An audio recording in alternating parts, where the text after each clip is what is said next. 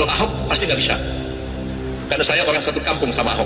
Ya, kalau saya ngomong sama Ahok, jarang-jarang pakai bahasa Indonesia. Saya pasti ngomong bahasa Cina dengan Ahok.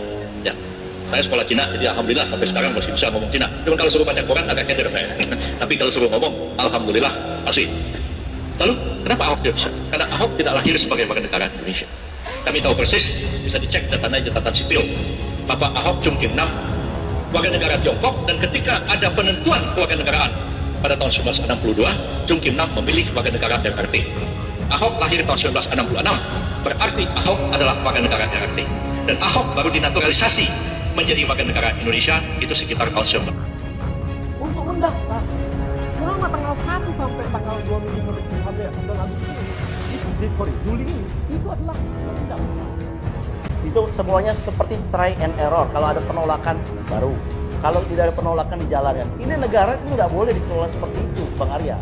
Negara itu harus punya riset yang bagus. Ini kaitannya kebijakan publik. Ini kan bukan riset. Negara bukan milik Anda, Bang Arya, apalagi miliknya Pak Menteri, bukannya miliknya Jangan bahas lagi. policy maker gitu. Negara itu milik kita semua. Jangan. Karena ini proses daftar, masa harus daftar dengan tolak-tolak? Kan nggak ada masalah. Loh, bermasalah. Kalau yang kitas yang tidak ditugaskan membuka pendaftaran, padahal dia tidak ditugaskan, tidak ada dasar hukumnya, negara, masyarakat berhak nolak. Siapa Pertamina?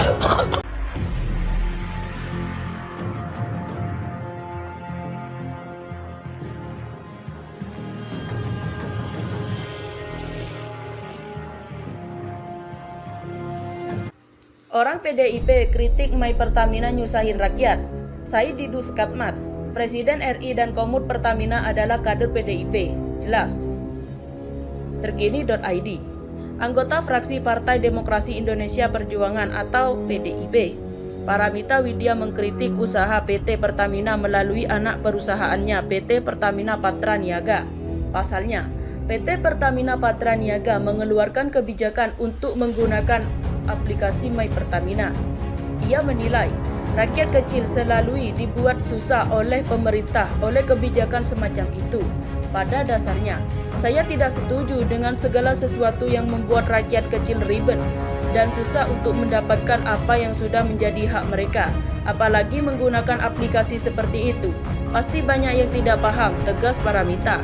Kritik tersebut pun langsung direspon oleh mantan Sekretaris Kementerian BUMN, Said Didu. Ia mengingatkan kepada Paramita bahwa pimpinan Indonesia dan pemerintah pun orang PDIP. Sekedar mengingatkan, Presiden RI dan Komut Pertamina adalah kader PDIP, jelas, kata Said Didu melalui akun Twitternya @msaiddidu. Penting diketahui, Paramita menilai akar permasalahannya dari penggunaan aplikasi My Pertamina ada dua, yaitu subsidi tidak tepat sasaran dan bensin bersubsidi tidak sampai kepada yang berhak. Padahal sebelum berhadapan kebijakan aplikasi My Pertamina, dulu sudah ada program digitalisasi lebih dari 50.500 SPBU. Lalu apa hasilnya digitalisasi SPBU itu? Berarti kan selama ini digitalisasi tidak benar-benar dijalankan dengan baik, padahal digitalisasi itu sudah memakan dana triliun rupiah, tegasnya. Maka dari itu, Paramita menyarankan kepada memakai aplikasi baru. Lebih baik Pertamina mengoptimalkan penggunaan digitalisasi yang sudah dipasang sejak lama. Sebab kata dia, tujuan digitalisasi itu sudah jelas supaya Pertamina mempunyai data akurat dan transparan. Sebab kata dia, tujuan digitalisasi itu sudah jelas supaya Pertamina mempunyai data akurat dan transparan. Kalau saja penerapan digitalisasi itu dilakukan dengan baik, maka sebenarnya data penjualan Pertalite Solar dan Pertamax sudah ada. Jadi tidak perlu lagi pakai aplikasi baru untuk beli Pertalite.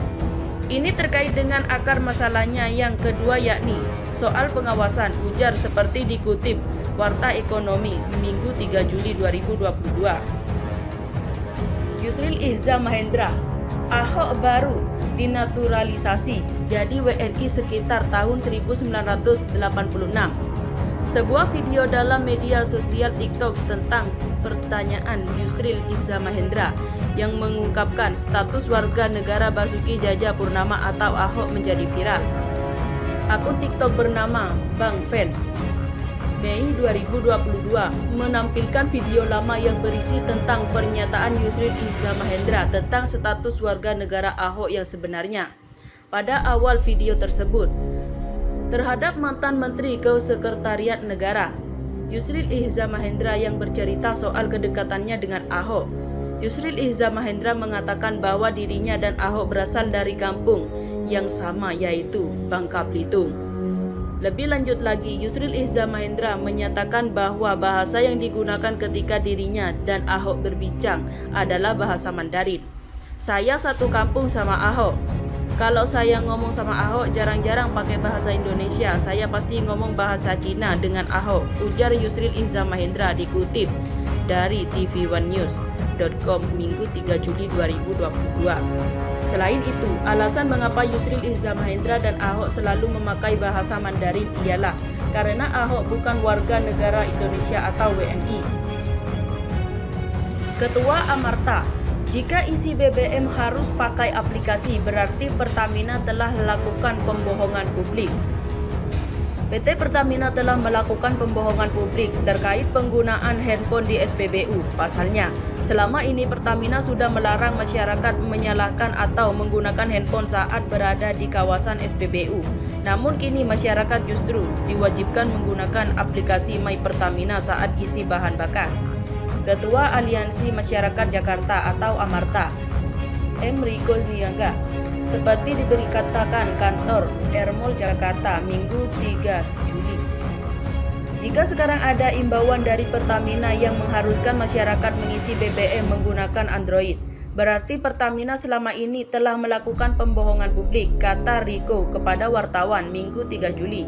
Riko mengingatkan bahwa fakta di lapangan menunjukkan sering sekali terjadi insiden kebakaran mobil maupun motor saat sedang mengisi BBM karena ada radiasi handphone di dekat SPBU, sehingga masyarakat patuh terhadap larangan itu. Di setiap SPBU juga ditempel larangan menyalakan handphone pada saat mengisi BBM, kata Riko. Untuk itu, dia mengkritik keras kebijakan baru Pertamina, perusahaan yang memonopoli BBM di seluruh Indonesia ini. Kebijakan itu adalah adanya syarat aplikasi handphone untuk membeli bahan bakar. Seharusnya, sambung Riko, setiap kebijakan yang dikeluarkan hendaklah diperhitungkan secara maksimal. Dengan begitu, kebijakan yang diambil tepat guna dan sasaran, serta tidak membuat masyarakat sebagai korban. Kalau isi BBM harus menggunakan Android, bagaimana dengan masyarakat yang belum punya Android?